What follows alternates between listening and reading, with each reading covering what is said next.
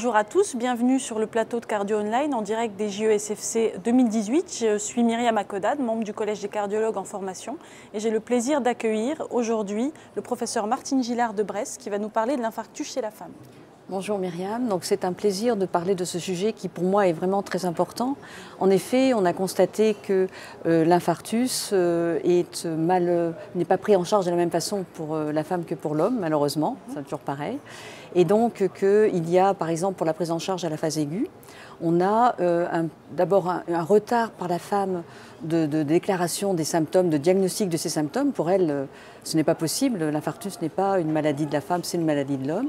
Et donc, elle va tarder à appeler de l'aide.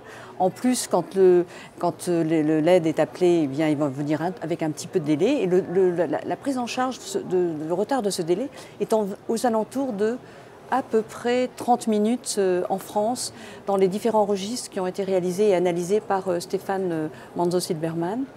Et je pense que ça, c'est vraiment un élément important. D'accord, donc on a des différences en termes de prise en charge initiale et par la suite.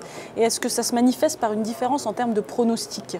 Alors oui, malheureusement. C'est-à-dire qu'une fois que l'on a apparié l'ensemble, c'est-à-dire tous les facteurs de risque, les comorbidités, l'âge, c'est-à-dire qu'on voit par tranche d'âge, eh bien on s'aperçoit qu'à l'hôpital, le pronostic de la femme n'est pas du tout le même puisqu'elle a une mortalité qui est significativement plus importante que l'homme. Et de ceci donc en fonction de toutes les tranches d'âge, que ce soit la femme jeune ou que ce soit la femme plus âgée, et ceci aussi en appariant les différents facteurs de risque et comorbidités. C'est vraiment un élément assez inquiétant et qui est vu en France, mais aussi que l'on retrouve dans toutes les séries au niveau international.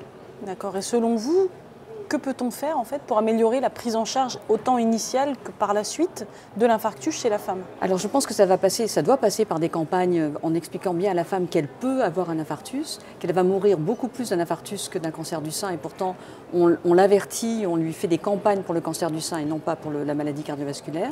Donc ça c'est un premier point, de façon du coup à ce qu'elle reconnaisse plus tôt les symptômes, qu'elle l'appelle plus tôt et de façon à diminuer cette prise en charge plus longue. Et puis sur la prévention également secondaire.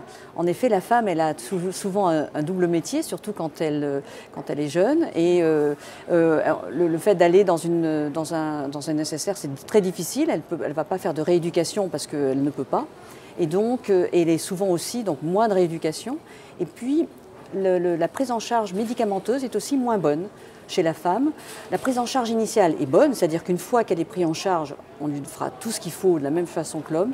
Mais après, au niveau des médicaments, des traitements, elle est largement moins bien traitée que l'homme. Et je pense que là encore, on a beaucoup d'éléments à faire, aussi bien donc, les cardiologues correspondants, les cardiologues hospitaliers, de façon à améliorer cette prise en charge de cette maladie qui est vraiment très très importante. Rappelons-le, la maladie cardiovasculaire et donc la maladie ischémique est la première cause de mortalité de la femme en France, alors que chez l'homme, c'est le cancer. D'accord, donc un impact pronostic majeur et beaucoup de choses à faire en termes de prévention primaire et secondaire. Exactement. D'accord. Merci beaucoup d'avoir répondu.